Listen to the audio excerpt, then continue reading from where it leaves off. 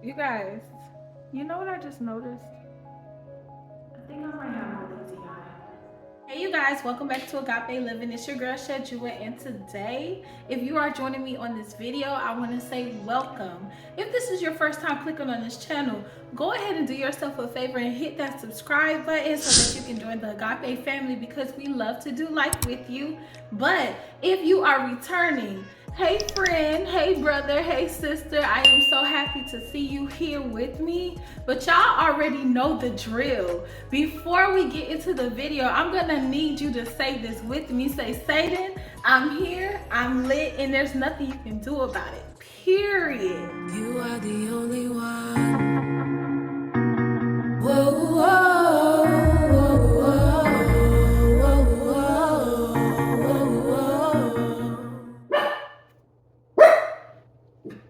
Archie always barking while I'm trying to do a video. Archie always barking when I'm trying to do a video. Yeah. Okay. So guys, today I just kind of wanted to have a chit chat. If you're a content creator, if you are a digital creator, then don't click off this video, because this video is for you. I don't know. Maybe it's confirmation. I don't know. Maybe it is me putting my foot up your behind. Maybe it's me being all in your business. But today I want to be in your business because I'm your sis and I want to be real with you. Guys, why we be being fake? Why do we be being fake?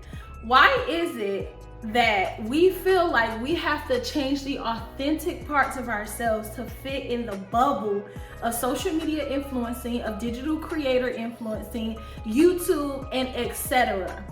Me and my friend were talking last night, and I just felt like at this point, you know, we're in the 5th month of the year. I felt like I hit a creator's block with YouTube. I watch a whole bunch of YouTube videos. That's something that I enjoy to do on my downtime. And I love to pull inspiration from here, there, and everywhere. You know, I love to have that inspo. And what I realized is I stopped being authentically me because I started trying to be like who everybody else was. And yo, I had to like throw my setup on myself like, sis, what are you doing? So while I was getting ready yesterday to go out, I was watching my older YouTube videos and I was like, man, I love my personality. I love who I was giving as a person because that's who I am. But I noticed as I became older, and for my OG subscribers, you guys know that I've been doing YouTube for quite a while now. In the beginning, I was more raw, authentic, giving y'all the real. And then when I came back, I was a little bit more polished and well-spoken, and yeah, this is me. This is the aesthetic. I don't like to be like, hi guys, so da-da-da-da. Yes, I did that. And you would do it too for a check. I was an employee. And I was gonna get employee of the month. And that's on period. I don't think it's a problem with being well-spoken. I don't think there's a problem with being who you like, wanting to articulate more or even to enunciate and speak appropriately. But I think that we get to a place where we remove the best parts of ourselves to fit into the bubble of what the world has said. This is what's generally accepted. What do you mean, sis? So let's do a little bit of a story time. And I think in order for me to do a story time, I need to take it back. Because as you guys are coming on this channel, you guys need to know where I came from. And y'all need to see that I am a real person. Because even though I am saved, even though there's a lot of things that I don't do, there is a lot of things that I have done, and there's a lot of things that I have been through. My mom and my dad collectively, they have 2 kids, but I have an older brother from a different father. And so we all grew up together. We never knew anything about half sister, half brother type stuff. That was my brother, I was his sister, period. That's just how we grew up. And for those of you that know, like my brother, he's a year older than me. My sister's a year younger than me. So we all grew up together. And me being the person that was, and I know y'all not gonna believe this, but I was the talkative, outspoken child. I know, like, shy little old me can't be right. You're ashamed of yourself. Are you not embarrassed? This is really embarrassing. I was the talkative, outspoken child. I was actually, my mom called me her second son because I was the one that gave her the run for her money. I was bad, guys. I was bad. I'm talking about, I used to skip school, which I probably should do a story time about how the police ended up pulling me over and taking me home. And y'all not gonna believe this. I'm gonna save this for a story time, but when I ended up skipping school, I was with Trayvon Martin. And he was the one that put me up on how to leave the school. But he was leaving for other purposes because the school that we went to, you were allowed to leave for like OJT and things like that. But yeah.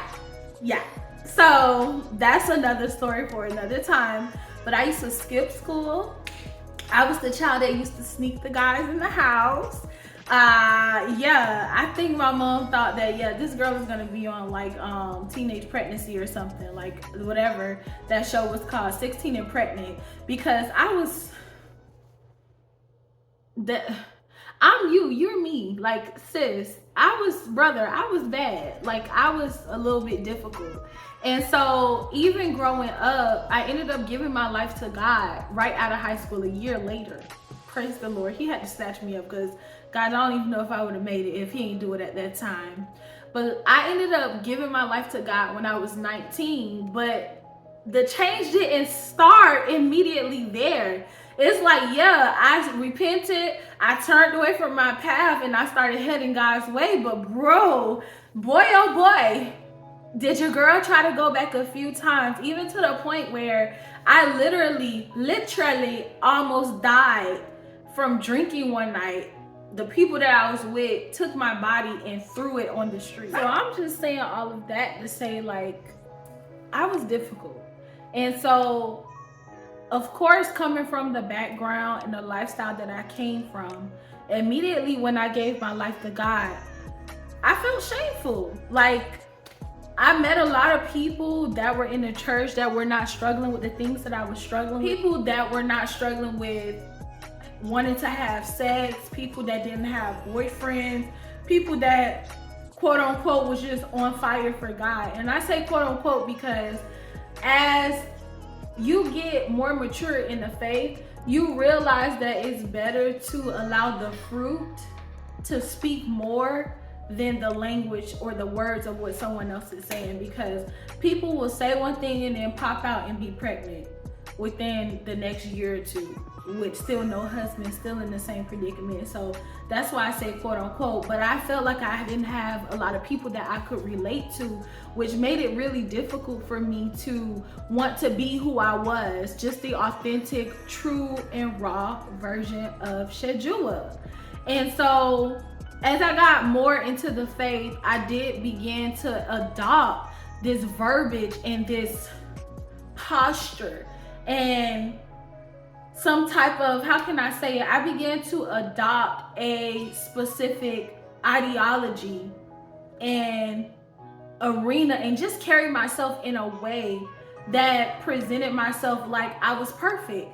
And so going back to the conversation that my good friend and me had last night, I feel like I haven't been giving you guys the authentic version of me. I still love God. I still love to talk about God. But the way that I talk, as she would say, my girl from New York, she would say, I need the 305 tie. I need the 305 Shedua. And I just don't feel like I've been giving y'all the authentic, full version of me so that we can connect and we can relate. So I shared those bits and pieces of those stories about who I was and where I came from to let you guys know that it's not my desire to be fake, and it's not my desire to not give you all the best parts of me. And in me doing so, I want you guys to know that as an influencer, as a digital creator, as a YouTuber, never put yourself in a box where you feel like you have to change who you are. The reason why your audience, the reason why your community will connect with you is because they know that that's my girl. Like, they're gonna feel you through that video, through that phone, through the thing that you're delivering. And so what I'm going to do for you guys is my next video, I'm gonna do a story time. And On Instagram, all the way back in January, you guys took a vote and you told me that you wanted to hear a story time about, drum roll please, how I dated a witch's son. Emotional, damn it! And I've been dreading doing that video because I felt like, yo, that video is gonna be so personal, so straight to the point. It's just gonna be so raw. And I just felt like I did not want to release that part of me to you guys because I felt like that was just too much. But you know what? I'm gonna be honest about it because you never know the signs until you're in it. And when you're in a situation like that, or you're connected to people that do dabble with witchcraft, because witchcraft is real, it's too late. So what I want to say to you guys is, I love you and I thank you for rocking with me, and the people that do watch my videos and stay connected to me, I love you all the more. But this channel is only gonna get better, and in it getting better, I'm gonna put my foot on your necks and I'm gonna say, guys, get me to 1,000 subscribers. Let's stop playing games. I've been doing YouTube for a while now, and I've been asking you guys to support the channel. But in supporting the channel, that means sharing, that means liking and subscribing to get the algorithm out there. So if you want me to be real, I'm gonna be real. Authentically speaking, what's good? Miley, what's good? With that being said, guys, I want to wish you all a great upcoming week, or a great week whenever you are watching this video. And listen, it's all love from this side of the town. No more fake schedule. You getting a real piece of me, okay? All right, bye guys.